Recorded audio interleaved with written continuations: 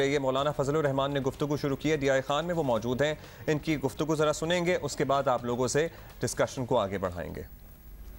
اس کے بعد مسلم لیگ نون کی قیادت، ان کے وزراء نے فون پر بات کی اور ان کا خیال تھا کہ عدالت نے بلایا ہے اور عدالت ہمیں کہہ رہی ہے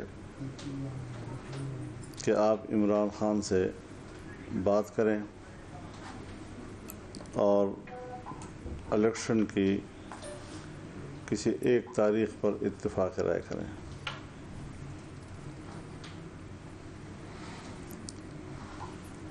ہم نے اس پر اپنا موقف دیا ہے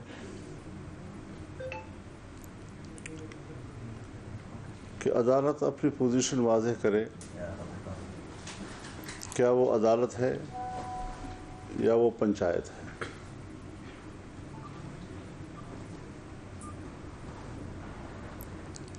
جس طرح وہ انصاف کے منظر سے ہتھوڑا بجا رہے ہیں،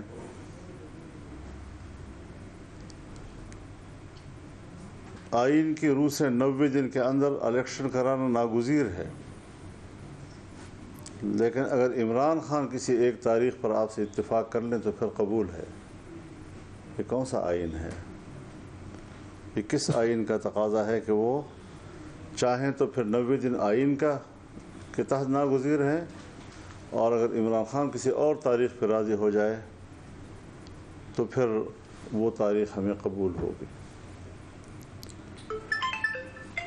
جس شخص کو اب تک نااہل ہو جانا چاہیے تھا، جس کو پاکستان کی سیاست کے دائرے سے باہر رکھا جانا چاہیے تھا، ہماری سپریم کورٹ اس کو پاکستانی سیاست کا محور بنا رہی ہے۔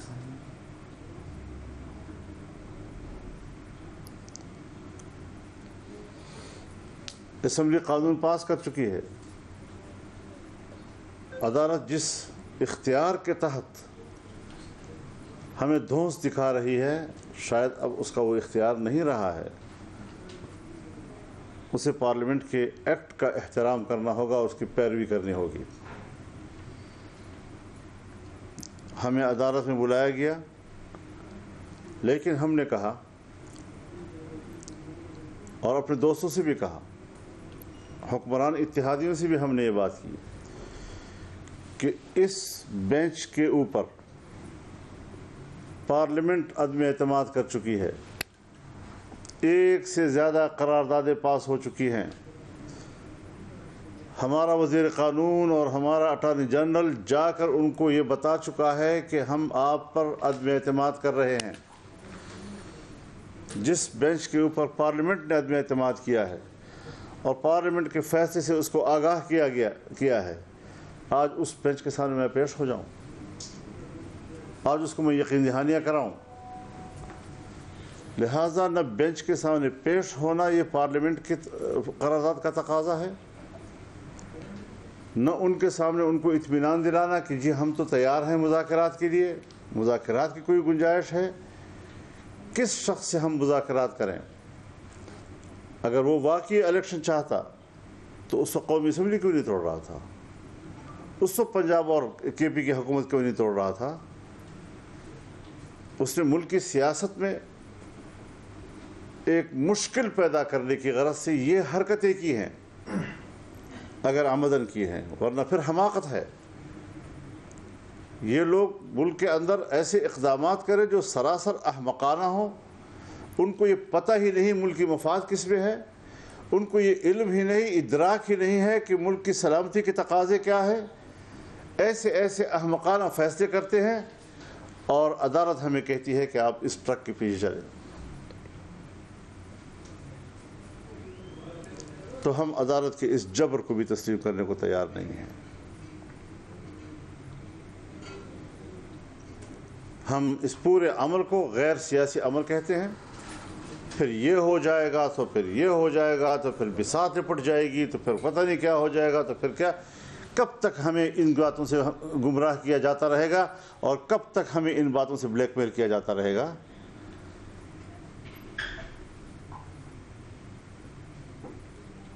ایک زمانہ تھا جب بندوق کے سائے میں ہمیں کہا جاتا تھا بات چیت کرو.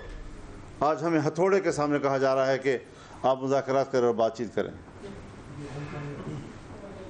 پھر کس شخص سے ہم بات کریں؟ وہ شخص جو کہتا ہے کہ میں الیکشن کے نتائج آنے کے بعد فیصلہ کروں گا کہ مجھے نتائج تسلیم ہے یا نہیں.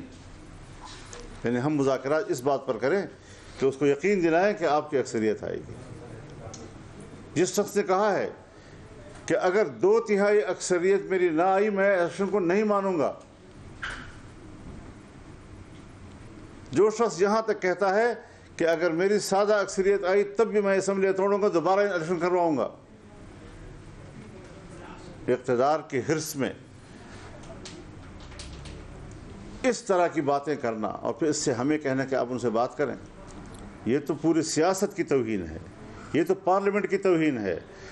جناب چیف جسٹس صاحب اور آپ کے 2 رفقا یا 3 رفقا, میں براہ راست آپ سے کہنا چاہتا ہوں کہ آپ انتہائی معزز کرسی پر بیٹھ کر ہماری توہین کر رہے ہیں. ہم بھی پاکستان کے معزز شہری ہیں. ایک شخص کی خوشنودی کے لیے, اس کو پروٹیکٹ کرنے کے لیے, اس کو تحفظ دینے کے لیے آپ پوری قوم کو ذلیل کر رہے ہیں. وزارت دفاع کی درخواست کو مسترد کر رہے ہیں, اور ایک ایسا شہری کہ جس کا ایک پتہ اسلام آباد کا ہے اور دوسرا پتہ ایبٹ آباد کا ہے, اس کو پنجاب کی الیکشن سے کیا دلچسپی ہے؟ اس کو کوئی فائدہ نقصان اس سے وابستہ نہیں ہے. اس کی درخواست پر آپ کارروائیاں کر رہے ہیں. تو یہ ساری چیزیں ہمیں مد نظر رکھنی چاہیے, اور ہم نہ عمران خان کو اس کا اہل سمجھتے ہیں کہ ان کے ساتھ بات چیت ہو جائے, ہم ان کو نااہل سمجھتے ہیں ان کے جرائم کی بنیاد پر. کورٹ پہلے اس کی بنیاد پر فیصلہ دے کہ یہ شخص جو ہے یہ فلاں فلاں جرائم میں ملوث ہے, اور اس کی بنیاد پر وہ نااہل ہے, جس کو ہم ملک کی سیاست کے دائرے سے نکالنا چاہتے ہیں. آج سپریم کورٹ اس کو سیاست کا محور بنانے کی کوشش کر رہی ہے. یہ نہیں چلے گا. جج صاحبان سے کھل کر کہنا چاہتا ہوں, جو شناختی کارڈ آپ کے پاس ہے وہی شناختی کارڈ میرے پاس ہے. جس شناختی کارڈ کی بنیاد پر آپ پاکستان کے شہری ہیں, اسی شناختی کارڈ کی بنیاد پر میں پاکستان کا شہری ہوں.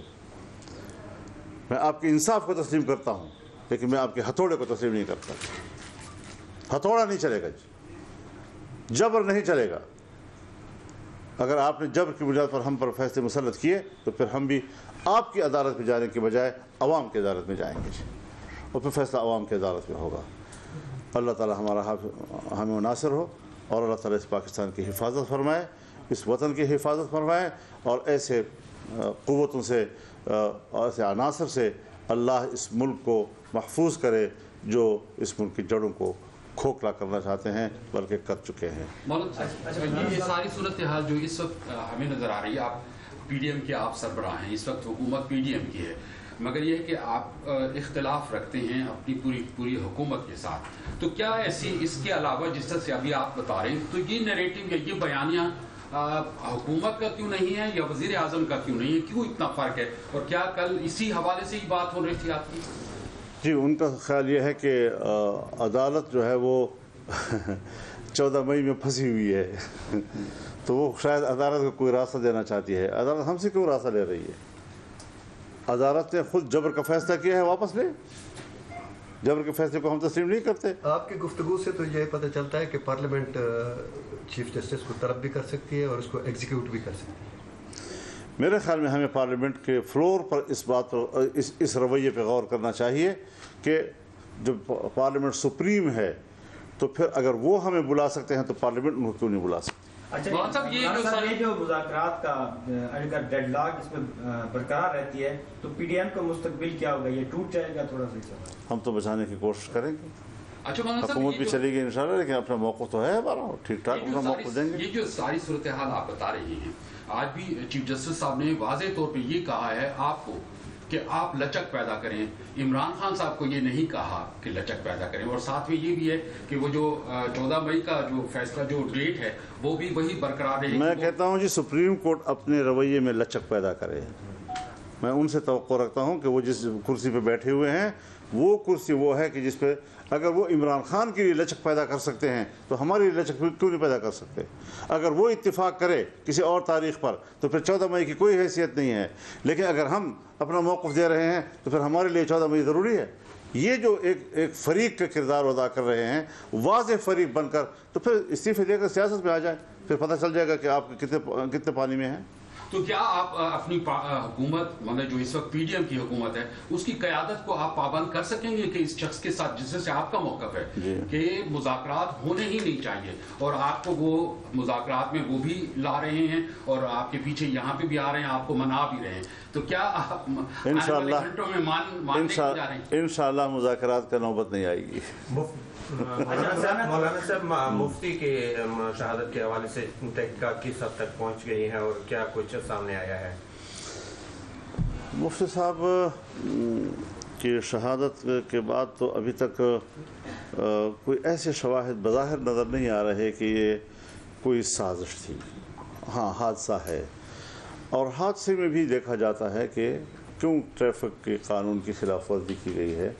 तो उस हवाले से चूँकि सब कुछ अब इस वक्त कानून के हाथ में है, वो गाड़ी भी, वो ड्राइवर भी, वो गाड़ी के अंदर जो लोग सवार थे वो भी, उनकी शनाख्त भी तकरीबन हो गई है। तो अभी तो रमज़ान शरीफ है, उनके ख़ानदान भी ताज़ियतें ले रही हैं, उनको भी हमने ऑन बोर्ड रखना है।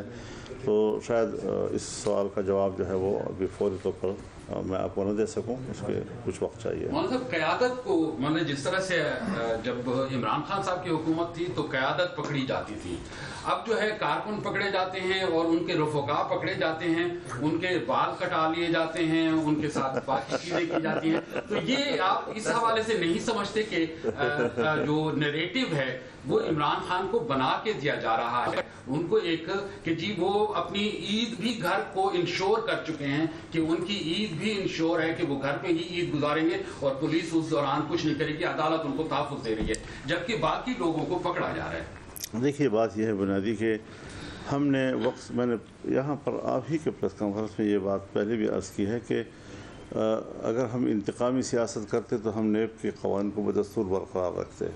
हमने उसमें जो नरमी दिखाई है, अब इसमें जहाँ पर भी कानून किसी को पकड़ना चाहती है तो कानून का रास्ता जो है वाज़ेह होता है। हम ये तासुर नहीं देना चाहते कि हम कोई इंतकामी सियासत कर रहे हैं और हमने हर कीमत पर, तो वो भी गिरफ्त में आ जाएंगे।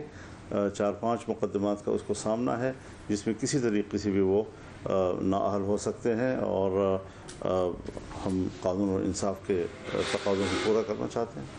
अच्छा मौलाना साहब, अगर इलेक्शन की तरफ बढ़ा जाता है, मामला तय होते हैं, तो महंगाई इतनी ज़्यादा है, थोड़ा सा बताएं कि महंगाई की पिसी हुई आवाम को आपका क्या पैगाम है और इलेक्शन में आपका बयानिया क्या होगा? मेरे ख्याल में इलेक्शन एक तो बात यह है कि इमरान खान हमें अपने 3.5 साल कारकर्दगी तो बताएं, मुल्क की मईशत को तबाह करके हमें दलदल में बिठा दिया।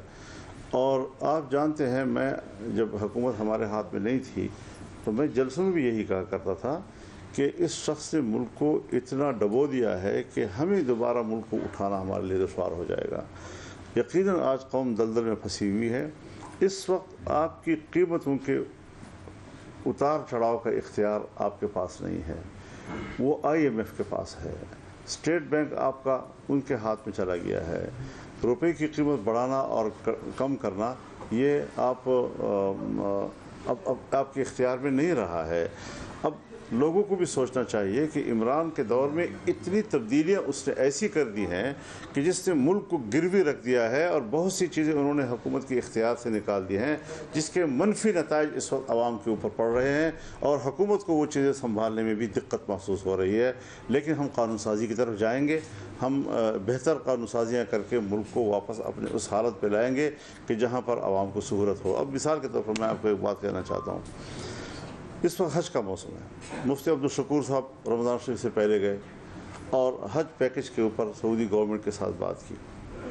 जो पिछले साल की कीमत थी किरायों की, उसी पे फैसला हुआ, बल्कि कुछ कम पर भी।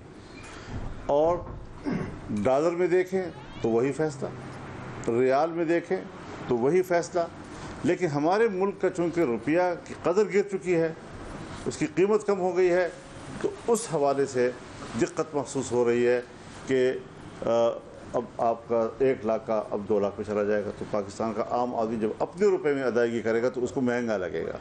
लेकिन उसके बावजूद हमारे साथी जो हैं वो अब जो इसका इजाफी चार्ज मिला है तलहा महमूद साहब को, वो बहुत एक्टिव हैं और इंशाअल्लाह अज़ीज़ हम कोशिश करेंगे कि जो हुज्जाज किराम हैं उनकी सहूलतें चाहे वो आम कैटेगरी की क्यों ना हों, लेकिन VIP कैटेगरी की उनको वहाँ पर खिदमात मुहैया की जा सकें और कुछ पैसे बचाकर हुज्जाज को वापस भी दिए जा सकें। वो पैसे किसी को कमीशन में नहीं मिलेंगे, वो वापस हाजी को खुद मिले। मौलाना साहब, अगर मुज़ाकरात की तरफ चली जाती है हुकूमत, मतलब वज़ीर आज़म साहब और उनकी काबीना पर, तो क्या फिर आप मज़ाहमत करेंगे, आप मुज़ाकरात पे मजबूर होंगे या उनको आप रोक पाएंगे? मेरे ख्याल में इस अगर का मौका नहीं आएगा। भाई मौलाना फजलुर रहमान ने तो काफ़ी बातें की हैं और काफ़ी उन्होंने सख्त मौक़िफ़ को अपने दोहराया है और उनकी बातों से तो ऐसा लग रहा है कि हुकूमत जिसके इत्तेहादी हैं, इनफैक्ट PDM के सरबराह हैं मौलाना फजलुर रहमान, वो मुज़ाकरात होते हुए नहीं देख रहे हैं। उन्होंने कहा कि ऐसा मौका ही नहीं आएगा कि इमरान खान साहब से बात की जाए। इस शख्स को तो पहले ही नाअहल हो जाना चाहिए था, जिसे सुप्रीम कोर्ट मौलाना साहब के मुताबिक सिस्टम में रखने पर तुली हुई है। मौलाना साहब ने बहुत सी बातें की हैं और ज़ाहिर है कि इमरान खान साहब पर तनकीद के निश्तर भी बरसाए हैं। साथ साथ उन्होंने ये भी कहा कि हम उम्मीद करते हैं कि सुप्रीम कोर्ट अपने रवैये में कुछ लचक पैदा करेगी और मुज़ाकरात की सुबह से ही बातें हो रही हैं। आपको पता ही है, एक अहम समाअत हुई सुप्रीम कोर्ट में, उसके बाद 4 साढ़े 4 बजे तक का वक्त दिया गया था सुप्रीम कोर्ट की तरफ से। तमाम सियासी जमातों के रहनुमा तकरीबन उसमें मौजूद थे, पेश हुए थे अदालत में, अटॉर्नी जनरल ऑफ पाकिस्तान भी थे और यही कहा गया था कि अगर सियासी जमातें किसी कंसेंसस पर आ जाती हैं तो ठीक है, लेकिन ऐन 4:30 बजे मौलाना फजलुर रहमान का टेलीविज़न पर आना और अपने इस मौक़िफ़ को दोहराना कि ऐसा कुछ नहीं होगा, मुज़ाकरात की नौबत ही नहीं आएगी और वो मुज़ाकरात के हामी बिल्कुल दिखाई नहीं दे रहे। हसन रज़ा पाशा साहब हमारे साथ मौजूद हैं, चेयरमैन हैं executive committee Pakistan bar council के और